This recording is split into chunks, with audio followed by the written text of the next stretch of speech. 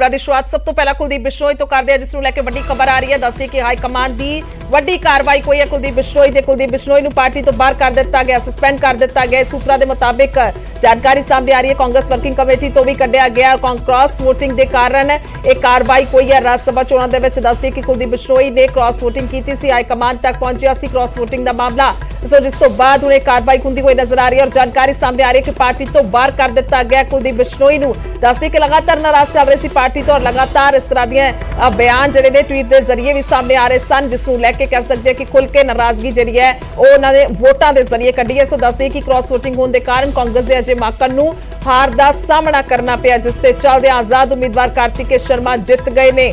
ਹਾਲਾਂਕਿ ਦੱਸਦੇ ਕਿ ਸੀਐਮ ਮਨੋਹਰ ਲਾਲ ਦੇ ਵੱਲੋਂ ਵੀ ਇਹ ਧੰਨਵਾਦ ਕੀਤਾ ਗਿਆ ਸੀ ਔਰ ਅਜੇ ਮਾਕਨ ਨੂੰ 29 ਵੋਟਾਂ ਹੀ ਮਿਲੀਆਂ ਸਨ, ਜਦਕਿ ਆਜ਼ਾਦ ਉਮੀਦਵਾਰ ਨੂੰ 31 ਵੋਟਾਂ, ਜਿਸ ਤੋਂ ਬਾਅਦ ਉਹ ਜੇਤੂ ਰਹੇ ਨੇ।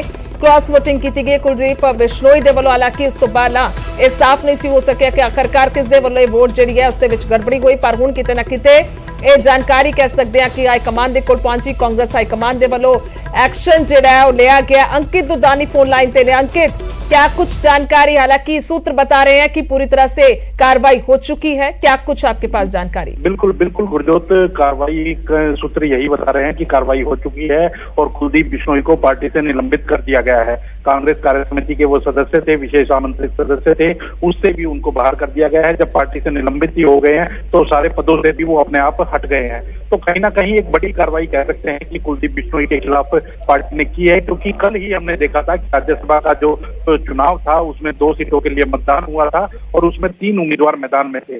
कुलदीप बिश्नोई कांग्रेस के, उन्होंने जो मतदान किया था वो कार्तिके शर्मा जो इंडिपेंडेंट खड़े थे उनके पक्ष में मतदान किया था। और कल ही हाईकमान को ये शिकायत चली गई थी। राजीव शुक्ला यहाँ केंद्रीय पर्यवेक्षक के रूप में आए हुए थे, उन्होंने शिकायत कर दी थी और शिकायत करने के बावजूद अब कांग्रेस हाईकमान की ओर से एक्शन ले लिया गया है और उनको पार्टी से निलंबित कर दिया गया है और कहीं ना कहीं जो सारे पद हैं वो भी हट गए हैं। तो एक बड़ा एक्शन कह सकते हैं कि क्योंकि कुलदीप बिश्नोई कोई छोटा नाम नहीं है। पूर्व मुख्यमंत्री जो भजनलाल थे उनके बेटे हैं कुलदीप बिश्नोई और भजनलाल कांग्रेस के एक बहुत बड़े नेता थे, कई बार मुख्यमंत्री रहे और उसके बाद कुलदीप बिश्नोई भी जो है विधायक रहे। उनके परिवार में उनकी माताजी विधायक रही, उनकी पत्नी विधायक रही, सब कांग्रेस से विधायक रहे। तो कहीं ना कहीं जिस तरह से अब उन्होंने पार्टी के खिलाफ जाने का काम किया और आज से नहीं, जब से प्रदेश अध्यक्ष बना है हरियाणा के अंदर कांग्रेस का, उदयभान को प्रदेश अध्यक्ष बनाया गया था, तब से ही कुलदीप बिश्नोई लगातार पार्टी के खिलाफ बयानबाजी कर रहे थे और अपने ट्वीट के माध्यम से अपना गुस्सा जाहिर कर रहे थे। और वो गुस्सा यहाँ तक भी था, उन्होंने राज्यसभा चुनाव को लेकर भी ये कहा था कि वो अंतरात्मा की आवाज के ऊपर अपना वोट करेंगे ना, और पार्टी लाइन से बढ़कर होती है अंतरात्मा, ये बात भी उनके द्वारा कही गई थी। और वही उन्होंने किया कि उन्होंने क्रॉस वोटिंग कर दी और उसके बाद अब पार्टी की ओर से संज्ञान लिया गया है, कड़ा है, एक्शन लिया गया है और पार्टी ने उनको निलंबित कर दिया है पार्टी से। जी अंकित, कोई ऑफिशियल जो है लेटर वो सामने आया अभी तक? बिल्कुल, ऑफिशियल लेटर जल्दी ही सामने आ जाएगा, क्योंकि सूत्र बता रहे हैं और कहीं ना कहीं पुख्ता खबर हमारे सामने आ रही है और जल्दी ही हम दर्शकों के साथ जो ऑफिशियल लेटर आएगा वो भी साझा करेंगे। ठीक है, बहुत बहुत शुक्रिया अंकित, तमाम जानकारी के लिए धन्यवाद। सो सीधे तौर पर कुलदीप बिश्नोई ते ਇਹ ਵੱਡੀ ਕਾਰਵਾਈ ਕਹਿ ਸਕਦੇ ਕਾਂਗਰਸ ਹਾਈ ਕਮਾਂਡ ਦੇ ਵੱਲੋਂ ਕੀਤੀ ਗਈ। ਹਾਲਾਂਕਿ ਵੱਡਾ ਚਿਹਰਾ, ਜਿਵੇਂ ਸਾਡੇ ਪੱਤਰਕਾਰ ਵੀ ਦੱਸ ਰਹੇ ਸੀ ਕਿ ਪਿਛਲੇ ਜੇਕਰ ਕਈ ਸਾਲਾਂ ਦੀ ਗੱਲ ਕਰੀਏ ਉਹਨਾਂ ਕੇ ਪਰਿਵਾਰ ਜਾਂ ਉਹਨਾਂ ਦੇ ਪਰਿਵਾਰਕ ਇਤਿਹਾਸ ਦੀ ਗੱਲ ਕੀਤੀ ਜਾਵੇ ਤਾਂ ਕਾਂਗਰਸ ਦੇ ਨਾਲ ਜੁੜੇ ਹੋਏ ਸੀ। ਪੰਜਾਬ ਦੇ ਵਿੱਚ ਜਿਸ ਤਰ੍ਹਾਂ ਦੀ ਤਸਵੀਰ ਪਿਛਲੇ ਦਿਨਾਂ ਦੇ ਵਿੱਚ ਕਾਂਗਰਸ ਨੂੰ ਲੈ ਕੇ ਵੇਖਣ ਨੂੰ ਮਿਲੀ ਹੈ, ਸੁਨੀਲ ਜਾਖੜ ਹੋਣ ਜਾਂ ਵੱਡੇ ਲੀਡਰ ਹੋਣ ਤਾਂ ਉਹ ਵੀ ਪਾਰਟੀ ਖੁਦ ਛੱਡ ਗਏ ਸਨ, ਤਾਂ ਹੁਣ ਇੱਕ ਵੱਡੀ ਕਾਰਵਾਈ। ਤਾਂ ਹਰਿਆਣਾ ਦੇ ਮੁੱਖ ਮੰਤਰੀ ਮਨੋਹਰ ਲਾਲ ਨੇ ਵੀ ਕ੍ਰਿਸ਼ਨ ਲਾਲ ਪੰਵਾਰ ਤੇ ਕਾਰਤਿਕੇ ਸ਼ਰਮਾ ਨੂੰ ਰਾਜ ਸਭਾ ਮੈਂਬਰ ਬਣਨ ਤੇ ਵਧਾਈ ਦਿੱਤੀ ਔਰ ਲੱਡੂਆਂ ਦੇ ਨਾਲ ਉਹਨਾਂ ਦਾ ਮੂੰਹ ਮਿੱਠਾ ਕਰਾਇਆ। ਤਸਵੀਰਾਂ ਜਿਹੜੀਆਂ ਨੇ ਉਹ ਸਾਹਮਣੇ ਆਈਆਂ ਸਨ ਬੀਤੇ ਦਿਨ। ਜੇਕਰ ਗੱਲ ਕੀਤੀ ਜਾਵੇ ਤਾਂ ਇਹ ਵੱਡੀ ਕਾਰਵਾਈ ਔਰ ਰਾਜ ਸਭਾ ਮੈਂਬਰ ਬਣਨ ਤੇ ਇਹ ਵਧਾਈ ਦਿੱਤੀ ਗਈ ਹੈ। ਤਸਵੀਰਾਂ ਜਿਹੜੀਆਂ ਨੇ ਲੱਡੂ ਖਵਾਉਂਦੇ ਦੀਆਂ ਵੀ ਸਾਹਮਣੇ ਆਈਆਂ ਸਨ। हरियाणा प्रांत से 2 राज्यसभा की सीटें रिक्त हुई थी और जिनका चुनाव अभी अब तो ये कल कहेंगे कि कल 10 तारीख को हुआ था, आज 11 तारीख हो गई है। और इस चुनाव में सभी 90 संख्या का गणित तो आपको मालूम ही है। इसमें भारतीय जनता पार्टी के 40 विधायक हैं, 31 विधायक कांग्रेस पार्टी के हैं, 10 विधायक जेजेपी के हैं और इसके अतिरिक्त इंडिपेंडेंट्स हैं, 2 पार्टियों के एक MLA हैं, तो उसमें 2 राज्यसभा के सदस्य चुने जाने हैं, 3 ने नामांकन किया था। तो उसके लिए मैं ऐसे सब विधायकों का जिन्होंने भारतीय जनता पार्टी का कैंडिडेट श्री कृष्ण पवार जी और हमारे इंडिपेंडेंट कैंडिडेट श्री कार्तिकेय शर्मा जी, इन दोनों को चुना है और सफलता दिलाई है, ऐसे सभी विधायकों को मैं हृदय से धन्यवाद देता हूँ। मौके पे माननीय मुख्यमंत्री जी का और अपने सारी टीम का, अपने पिताजी का, मेरे पूरे परिवार का और मेरे साथियों का, सारे MLAs का जिन्होंने मुझे वोट दी, जिन्होंने मेरी बात सुनी और मुझ में अपना विश्वास जताया। और मैं तो अभी 10 दिन पहले राजनीति में आया हूँ और मैंने अपनी बात लोगों के सामने रखी और उसको रखने का भी मुझे मौका ठीक से नहीं मिला, क्योंकि उनमें से काफ़ी लोग तो बाहर थे। लेकिन जिन्होंने वोट दी और जिन्होंने वोट नहीं दी, मैं दोनों का धन्यवाद करना चाहता हूँ, क्योंकि ये मेरी एक शुरुआत है राजनीति में और राजनीति से ज़्यादा मेरी लोगों की सेवा करने में मैं हरियाणा के लिए, हरियाणा के लोगों के लिए, प्रदेश के लिए, युवाओं के लिए अपने अनुभव से और अपने बड़े बुजुर्गों भाइयों के आशीर्वाद से काम करना चाहता हूँ, अच्छा काम करना चाहता हूँ। जो केंद्र नेतृत्व है, जो देश के प्रधानमंत्री नरेंद्र मोदी जी के नेतृत्व में पूरा देश चल रहा है, तो देश का हर नागरिक चाहता है कि हमारा देश सुरक्षा की दृष्टि से, विकास की दृष्टि से आगे बढ़े और सबकी निगाहें देश के प्रधानमंत्री नरेंद्र मोदी पर है।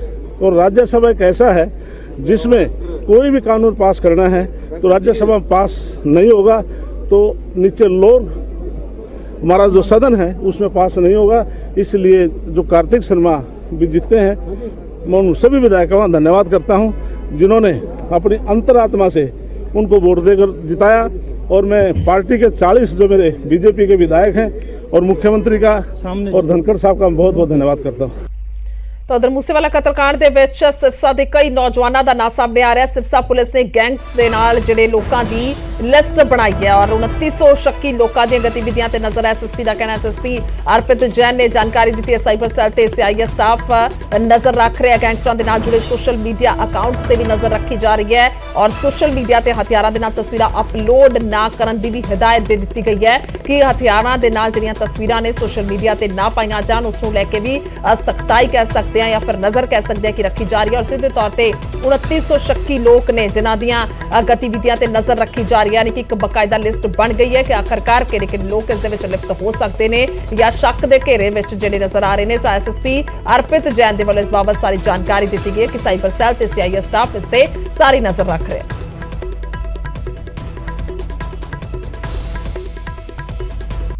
ਤਾਂ ਸਿੱਧੂ ਮੂਸੇਵਾਲੇ ਦਾ ਅੱਜ ਜਨਮ ਦਿਨ ਵੀ ਔਰ ਇਸ ਮੌਕੇ ਤੇ ਫੈਨਸ ਮੂਸੇਵਾਲਾ ਨੂੰ ਯਾਦ ਕਰ ਰਹੇ ਨੇ। ਖਾਸ ਤੌਰ ਤੇ ਜੇਕਰ ਮੂਸਾ ਪਿੰਡ ਦੀ ਗੱਲ ਕੀਤੀ ਜਾਏ ਤਾਂ ਸਮਾਜ ਤੇ ਲੋਕਾਂ ਦਾ ਜਮਾਵੜਾ ਹੈ ਔਰ ਫੈਨਸ ਦੇ ਵੱਲੋਂ ਮੂਸੇਵਾਲਾ ਦੇ ਜਨਮ ਦਿਨ ਨੂੰ ਲੈ ਕੇ ਕੇਕ ਵੀ ਕੱਟਿਆ ਜਾ ਰਿਹਾ ਹੈ। ਇਸ ਤੋਂ ਇਲਾਵਾ ਵੀ ਫੈਨਸ ਤੇ ਸਾਥੀ ਕਲਾਕਾਰ ਸੋਸ਼ਲ ਮੀਡੀਆ ਤੇ ਭਾਵੁਕ ਪੋਸਟ ਪਾ ਕੇ ਮੂਸੇਵਾਲਾ ਨੂੰ ਯਾਦ ਕਰ ਰਹੇ ਨੇ ਤੇ ਨਾਲ ਇਨਸਾਫ ਦੀ ਮੰਗ ਜਿਹੜੀ ਹੈ ਉਹ ਬੁਲੰਦ ਕੀਤੀ ਜਾ ਰਹੀ ਹੈ। ਤਸਵੀਰਾਂ ਸਾਫ਼ ਤੌਰ ਤੇ ਵੇਖੀਆਂ ਜਾ ਸਕਦੀਆਂ ਨੇ।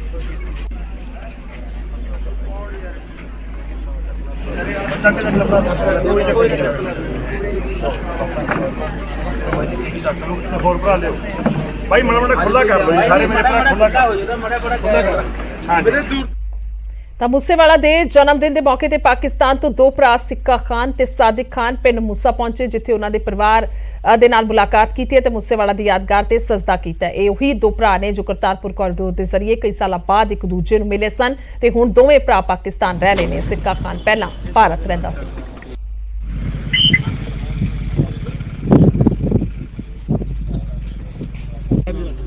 जवान बच्चा मरिया सन तो अखा चो पानी नहीं मुकता, उन्होंने कोल भी नहीं बोल है। मैं